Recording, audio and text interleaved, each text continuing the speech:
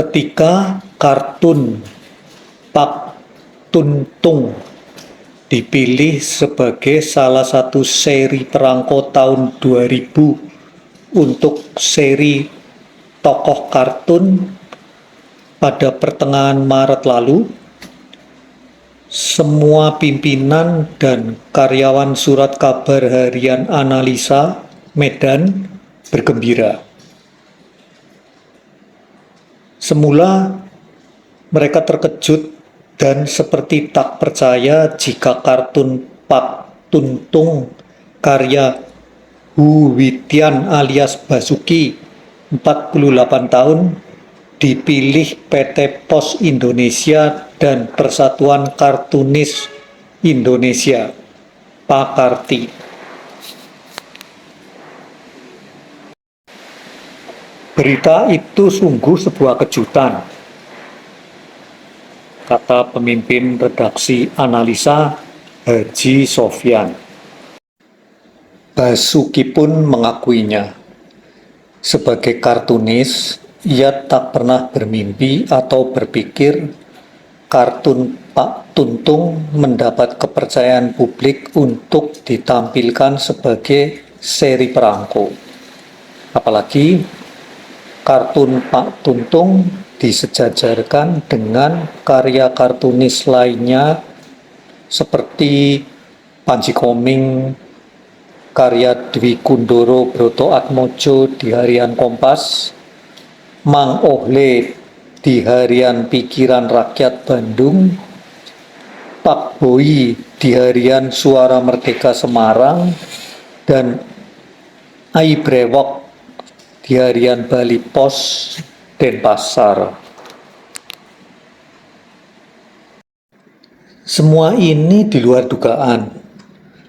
Apalagi kartun yang saya lukis sifatnya lucu, ringan, dan kelihatan asal saja sebab memang temanya tak terikat keinginan redaktur.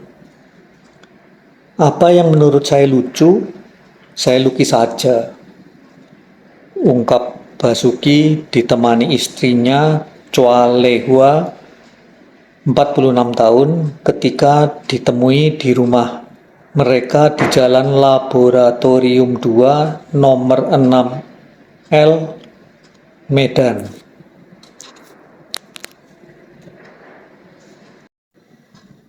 Di ruang tamu rumahnya berukuran 4x4, 2 vas karangan bunga ucapan selamat dengan perangko Pak Tuntung nominal Rp500 masih diletakkan di atas meja dan sudut ruangan. Bahkan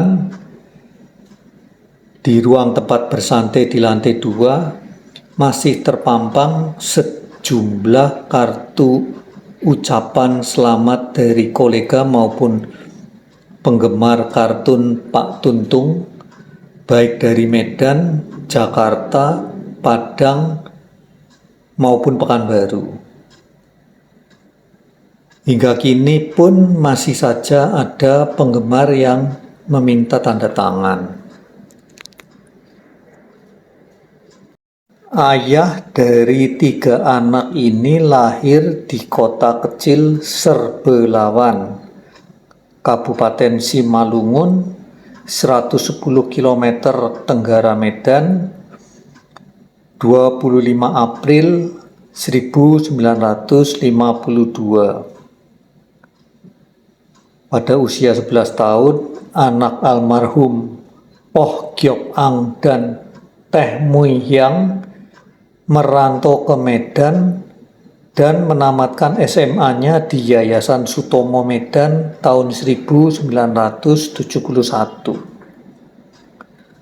Semasa kecil, anak kelima dari 11 bersaudara ini bercita-cita ingin menjadi pengarang dan pelukis terkenal setelah membaca majalah Lau Fu Ce terbitan Hong Kong yang khusus berisi gambar-gambar kartun dan karikatur.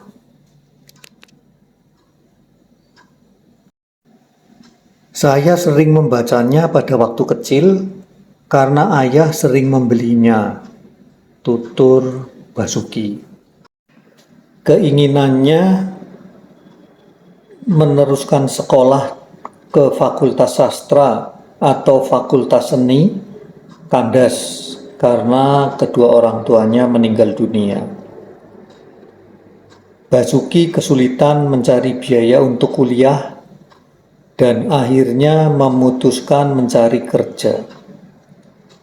Kerja pertamanya adalah di toko elektronik dengan upah 7.500 per bulan. Pada tahun 70-an, uang sebesar itu cukup untuk makan dan membiayai kehidupan sehari-hari, ungkapnya. Meskipun tak melanjutkan kuliah, ia tetap meneruskan kesenangannya membaca buku-buku petualangan, kisah nyata, satwa, dan alam lingkungan yang ditulis dalam bahasa Mandarin dan Inggris yang sudah dimulainya sejak kecil. Karena kegemarannya itu, sampai-sampai ia perlu mengoleksi beberapa ensiklopedi tentang satwa dan lingkungan. Karirnya sebagai kartunis berawal dari perkenalannya dengan Paulus M. Cukrono, bekas gurunya di SMA Sutomo yang juga wartawan analisa.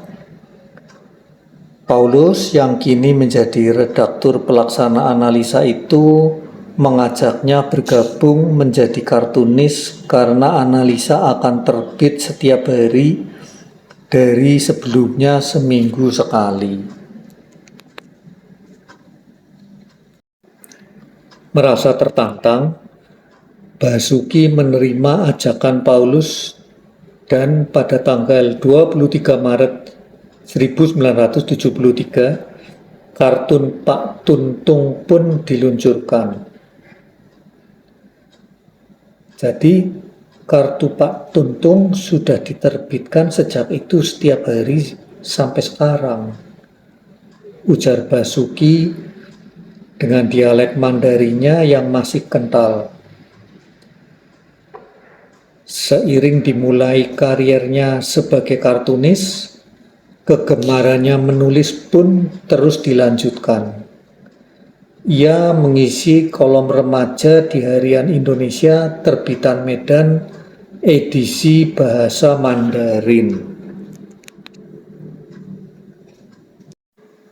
Meski surat kabar itu tak berumur panjang karena ditutup tahun 1975, namun bagi Basuki, menulis di harian tersebut memiliki kenangan khusus dan romantis. Gara-gara menulis di Harian Indonesia itulah ia berkenalan dengan Chua Lehua, juga penulis di harian tersebut yang sejak tahun 1977 menjadi istrinya.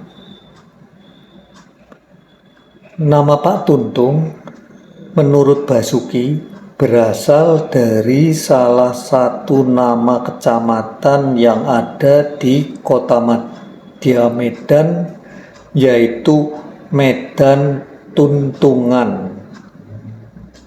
Daerah ini pada tahun 1970-an cukup dikenal karena menjadi tempat pacuan kuda. Masyarakat Medan senang berkunjung ke Tuntungan karena ingin melihat pacuan kuda sekaligus melihat nomor kode buntut judi Toto Gelap atau togel. Karena kuda-kuda yang berlomba pakai nomor dada, nomor pemenang itulah yang dijadikan kode menebak angka togel. Daripada repot-repot mencari nama, oleh teman-teman di redaksi diberi nama saja Pak Tuntung, supaya mudah diingat masyarakat Medan, kenang Basuki. Celakanya, ungkap Basuki, karena orang tahu nama kartun Pak Tuntung diambil dari tuntungan, hingga sekarang ini orang sering menjadikannya sebagai kode buntut pula. Semula ia tak mengerti dari sisi mana mereka melihat gambar kartunya itu sebagai kode. Belakangan, setelah sejumlah pembaca menelepon ke redaksi, barulah ia mengetahuinya. Ternyata, setiap gerak-gerik Pak Tuntung dijadikan kode. Misalnya, bila Pak Tuntung sedang memancing ikan, berarti angka togel yang bakal keluar adalah ikan. Bila bertemu ular, angka tebakannya pun ular. Pembaca tinggal mencocokkan angka ikan dan ular itu berapa dalam buku erek-erek, sejenis kamus ramalan.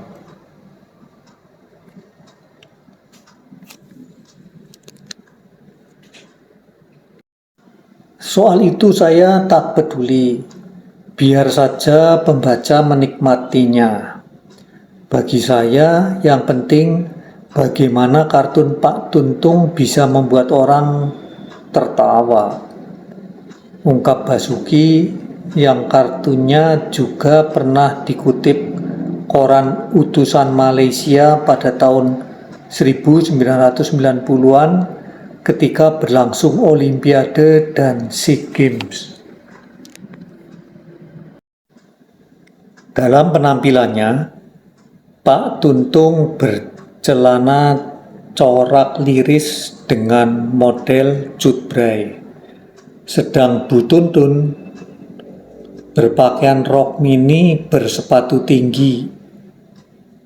Menurut Basuki, itulah tren berbusana pada tahun 1970-an. Meskipun gaya berpakaian Pak dan Bu Tuntung mengacu pada tahun 1970-an, tetapi lakon Pak Tuntung berubah mengikuti zaman. Perannya pun berubah-ubah, bisa menjadi anak atau suami yang baik, bintang film, atlet olahraga, aktivis lingkungan, penyayang hewan, sampai menjadi playboy. Sementara lakon Bu Tuntung tetap menjadi istri yang baik. Bu Tuntung lakonnya baik karena fungsinya sebagai ibu rumah tangga, jelasnya.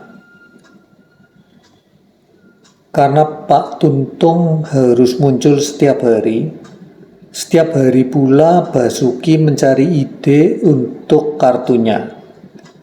Biasanya ia mulai datang ke kantor redaksi mulai pukul 5 sore. Jika semuanya lancar, pukul 8 malam sudah selesai. Tetapi bila sedang kehilangan inspirasi, baru selesai jam 12 malam.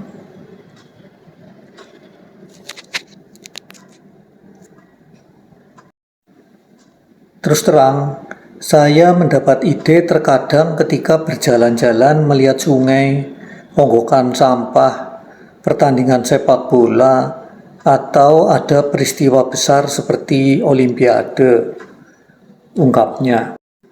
Seserius apapun kejadiannya, saya tetap berupaya mewujudkannya dengan bahasa kartun yang lucu supaya orang tak stres melihatnya.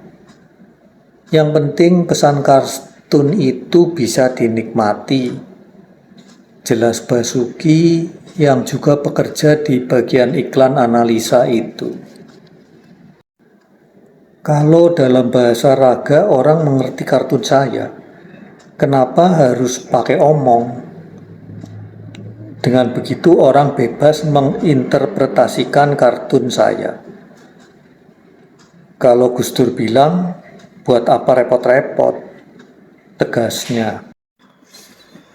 Tulisan mengenai kartun Pak Tuntung dimuat di harian Kompas Selasa 6 Juni tahun 2000 dengan judul Tertawa Bersama Kartun Pak Tuntung.